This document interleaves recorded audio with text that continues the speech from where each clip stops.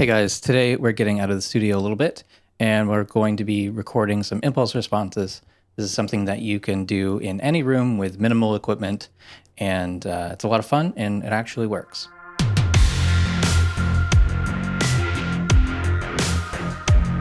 So this is a pretty unique sounding room in my house. It definitely sounds like a small room with a lot of acoustic issues. I already have beautiful sounding reverbs in my computer, so I want some realistic, bad sounding room reverbs. Before we get too far into this, we should probably talk about what is an impulse response. So an impulse response is a recording of an acoustic space. You take an impulse, which could be a balloon pop, a starter pistol, hand clap, some sort of loud sound that gets the room to resonate and create a reverb. And so you take the recording of the impulse and the room's response, and then you remove the impulse in editing, and you're left with just the response, which can be applied to any sound source through convolution reverb. It sounds a lot more complicated than it actually is because you can do this with really minimal equipment. Today we're using the Zoom H5 with the XY mic built in. I want to test different mic positions. So having it in the center of the room, having it against a wall, having it in a corner. Also want to test different impulses. So hand clap, a book slammed shut, a leather belt snapped, and also a balloon pop. So I should have about 16 files that we can use as reverbs, and I'll share this all at the end. By the way, guys, this video is sponsored by Skillshare. You can get 2 free months with the link in the description. We're going to talk about them a little bit more later on. So we're going to start off with the microphone in the center of the room. And as I'm talking, this is the most kind of resonant, kind of weird sounding area of the room. And what I would like to test first is if the impulse, a hand clap, whatever, sounds best in the center along with the mic in the center. So we're going to have the mic facing the wall that direction, and I'll be here. I'll do a hand clap, I'll do a book slam, and all the rest. All right, so I've got the mic in the center of the room facing to my left, and first we're going to do a hand clap. Center of room, hand clap.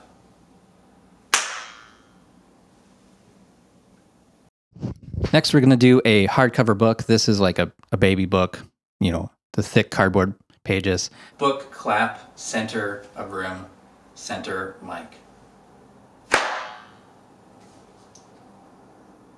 Let's redo that one. Next, I've got a leather belt. I've just taped down the buckle on this. I'm just going to snap it. Belt, center of room. Up next is balloon pop. I'm just going to poke it with a pencil. Balloon pop, center of room.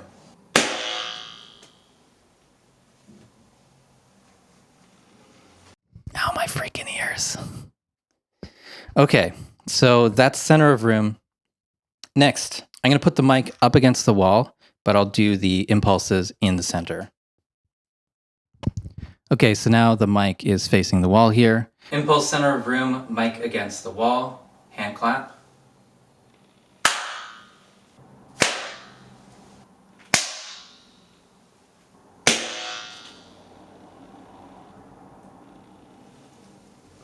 I didn't realize how much louder balloons are compared to everything else. That really hurts. Ow. I'm going to bring back the mic to the center because I messed this up. Did this in the wrong order. Going to put this in the center, and I will be in the corner over here, and I will, again, record impulse responses. So one more set that's going to be the microphone up in that corner, and I will be in this corner, opposite ends of the room.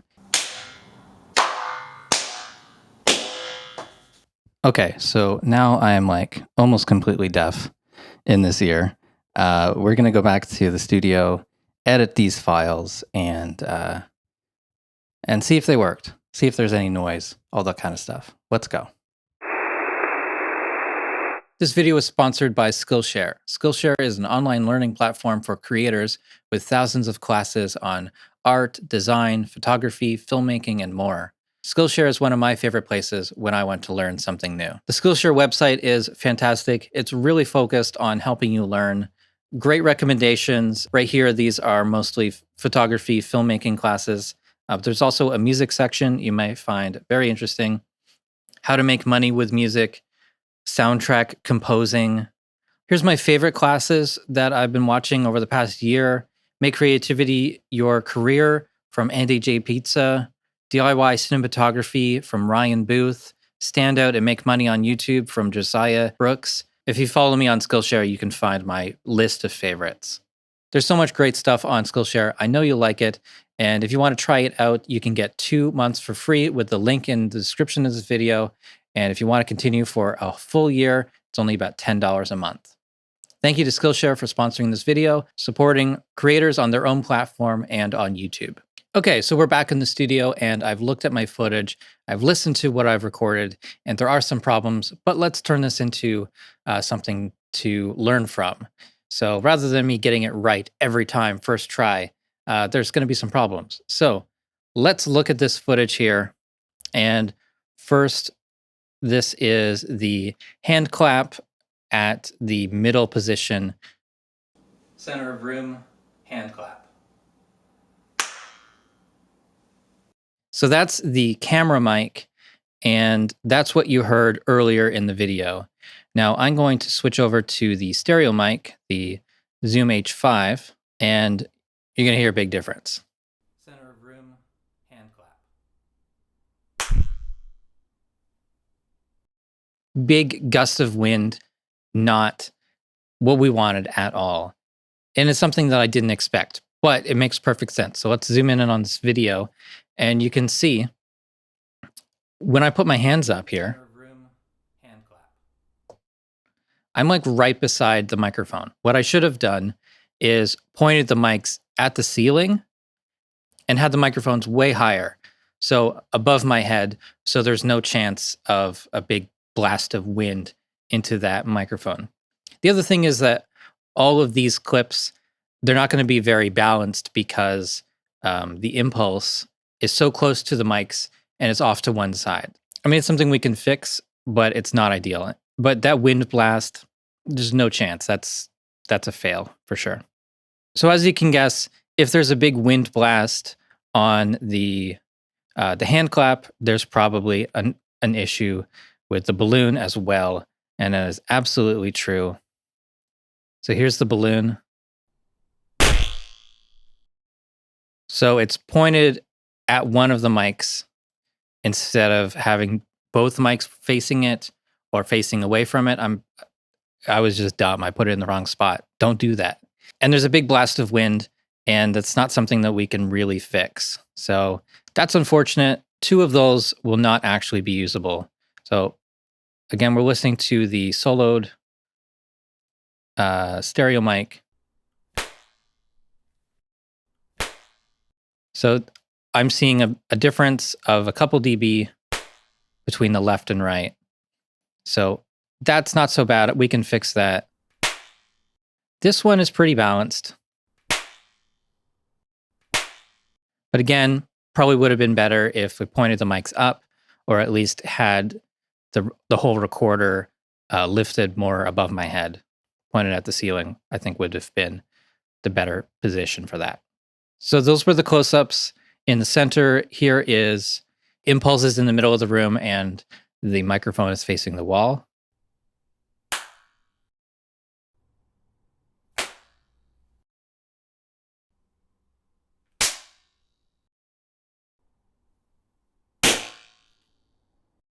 Even that one's pretty loud. We look at this waveform. It's a lot of balloon there. And I love my reaction here. It hurts so bad. Not even exaggerating. Okay, so then there's these ones. Hand clap. A little imbalance with the stereo image. That's the belt, I think. And there's the balloon. So again, super loud, not quite clipped, but pretty close. And in the ideal situation, what I would have done is after each recording or each set, or even after the first one, just pop the SD card out, listen to what I got, or even just playing it back probably would have been fine. But because I'm doing the video, I need that recorder running for the entire length of the video, or else just a pain to resync it 6 times during the recording. I didn't listen to what I had. I didn't adjust the gains. So for those balloons, it was just much louder than I thought. I almost forgot that I actually measured this room to put into a room mode calculator. You can see the results here. There are a lot of issues with this room, but I would never think of using this as a mixing room. I highly recommend this website, amcoustics.com, a really helpful website. There's a little button here that you can turn on a tone generator, and you can play out a tone through your speakers of where the potential issues are. So just wanted to give a little mention to this website. Right now, I am in a view that shows waveform and spectrogram. And so you can go to the view menu and peaks display settings, and you can choose different types. So peaks only, spectral peaks, which is not really going to help us here because these are kind of like noise things. There's no tones in here. Spectrogram just shows a big spectrogram view, and spectrogram plus peaks gives us both types of information. Right here, there's some traffic noise coming in. I can kind of tell that the actual tail of the reverb goes to here. So I'm just fading out to about the halfway point, and I'm using this second fade shape. I'm going to keep the clap in this actual file. One of the things I wanted to test was if keeping the impulse in the impulse response actually sounds right. And I think it does. I checked in some other impulse response files that I've downloaded in the past, and they seem to have a loud pop or click or something at the beginning, and they work fine. So in the past, I've kept it in and it sounds fine. So each of the files are edited like that. In the first position, I'm keeping the book and the belt snap. And in the second position, which was the impulse in the center and the recorder facing the wall, I have 3 recordings. We're getting rid of the balloon pop. And the fourth one, these balloon pops, they're just not useful. And it's unfortunate because I think they could be useful. Potentially, they have the most bass, or they're the most full range frequency response. So they could potentially be the most useful for different sounds. Having tested this a little bit, kind of off camera, these 3 from each of these are the best or most useful ones. So there's a couple issues remaining. One of them is consistency in levels, and the other one is stereo balance. So I'm going to use a tool called VUMT Deluxe. You can do this with other tools, but I'm just a really big fan of using this one for sound effects editing. And so here I see that the left side peaks at -0, the right side peaks at -2.8. But if we're looking at the VU meter, I see -4 and -2.1, which means that the right side has more like RMS level, but it peaks lower. So I'm just going to turn down the left one a little bit. Let's say 1 dB, and see if it sounds more balanced. It should sound more like it sounds coming out of the center. And looking at the track meter, still I'm seeing the left come earlier. Let's bring that down by 2 now.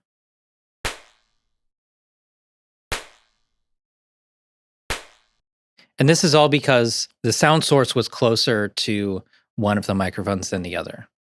So these aren't ideal, these first 2, but that's what we've got. So I'm going to copy this plugin over to the next item. And they're both loud, so I'm going to link these, bring them down to minus 1.5, then unlink.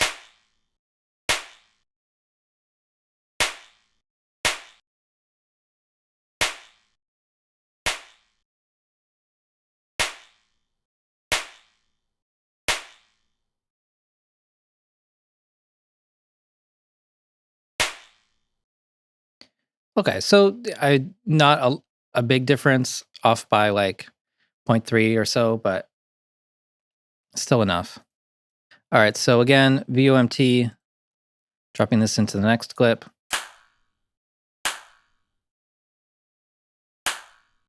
And so I'm seeing the right side is a little bit louder.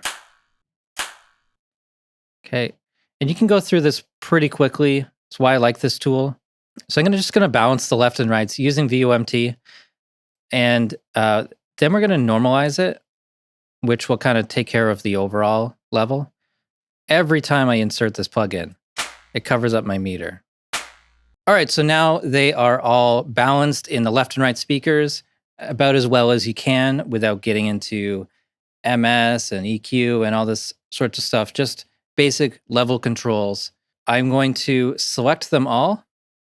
I'm going to right click on one, go to item processing and normalize items. That's going to take the peak of each of these items, bring it up to 0 dBFS.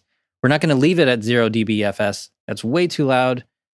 But we will turn this down by, I'm going to turn it down by 3. So these are all peaking at -3 now.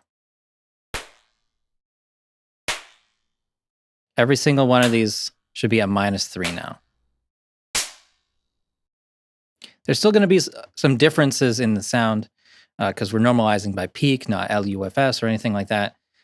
But still, they're going to be pretty consistent between.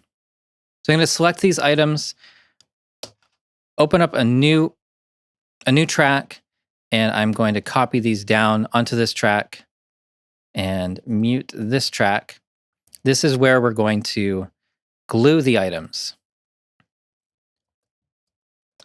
So we're going to glue these individually just to get those gain changes, the effects, and the fades applied. I'm using a script from Breeder and SPK 77 called Glue Tools. You can find this in the Repack extension. These are the options that we need to apply here. Process items separately, ignore time selection, and include fades. Once we hit glue, it's just going to take a couple seconds to process.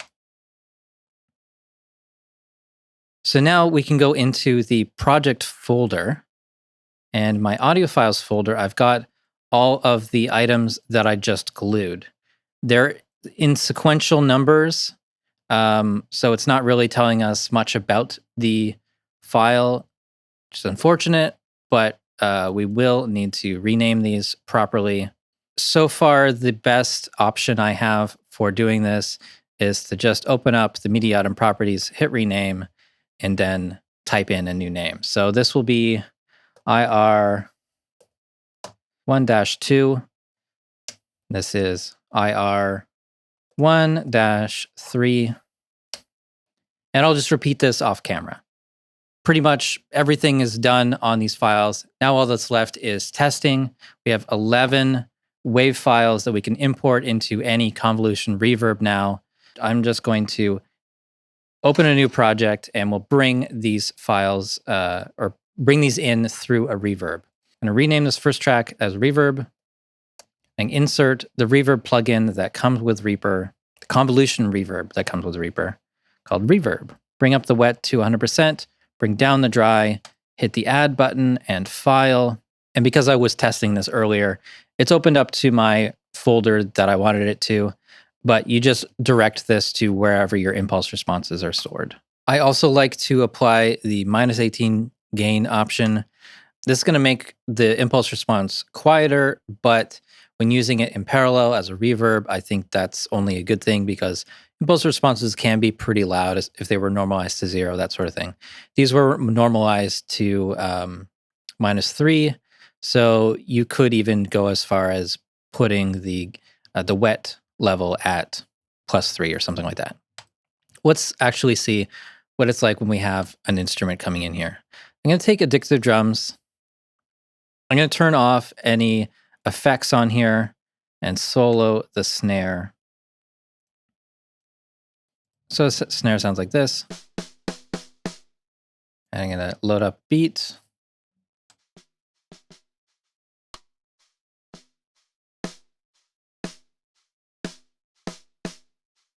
That'll work. Okay. So gonna send into the reverb.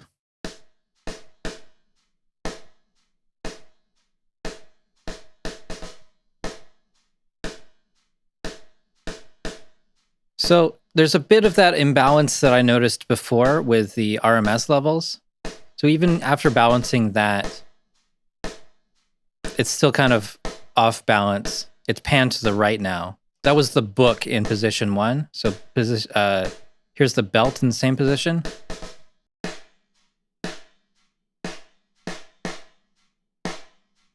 Now here is the mic facing the wall with the hand clap.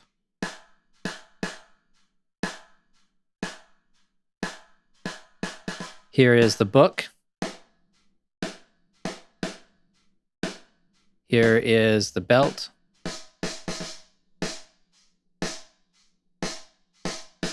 I kind of like that one. For a snare, that really adds in a lot of kind of like sizzle and stuff. Almost sounds like the snare bottom mic. So this is the mic in the middle with the sound source far away. The hand clap. It doesn't sound like someone clapping along with it, right? That's the book. And that's the belt. Interesting that the belt was so bright sounding in the second position. That's this one. It's totally different here. So here's the last ones. Last position. Having the mic and sound sources furthest away.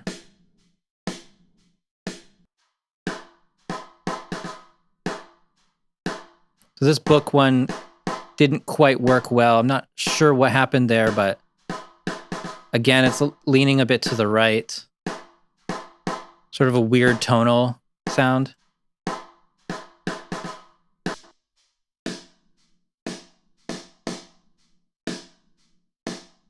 And here it is with no reverb.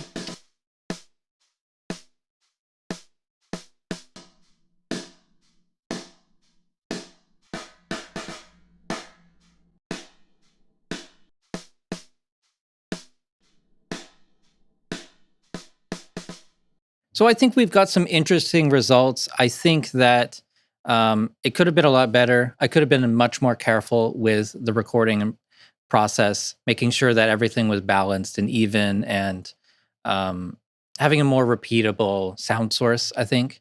It's interesting that different types of impulses do affect the result of the reverb that you get from it. The mic position made a difference as well. So I don't have like a rule for which is the best. I think having these options is really good, and it doesn't take that long to cycle through a few different options. For the snare, I did like having the belt snap with the mic facing away at the wall. That was interesting. That added a lot of like sizzle to the drum. But if we tried that with a synth or something like that, it might sound totally different. Because the mics on that recorder are XY position, they're not really wide sounding. If you used ORTF with separate mics or spaced pairs, you can get lots of other options, or just taking this and then processing it with a little bit of delay on one side, MS, EQ, or something like that. You can do a lot more with it. So even though the results weren't fantastic, I think it's interesting. It was kind of fun to go through this process. I think going in without having a lot of expectations that it will work, and just having something unique is kind of the goal. Learning the process, having fun with it is all I want from most music production experiments like this. So on that front, I think it has been a success. And if you want something that nobody else has, being able to record a reverb of a space and then use it in music is a really cool thing to be able to do, or sound design or post-production effects, things like that. There's lots of places where a convolution reverb is really helpful. Even though this video didn't turn out as I expected it would, and it took a lot longer, I hope you've enjoyed it. Thanks again to Skillshare for sponsoring the video. Don't forget to click the link in the description, get 2 free months. Thank you so much for watching. Please subscribe to the channel if you haven't already. Follow me on Facebook and Twitter, support the Reaper blog through Patreon, and visit reaperblog.net for a lot more tutorials.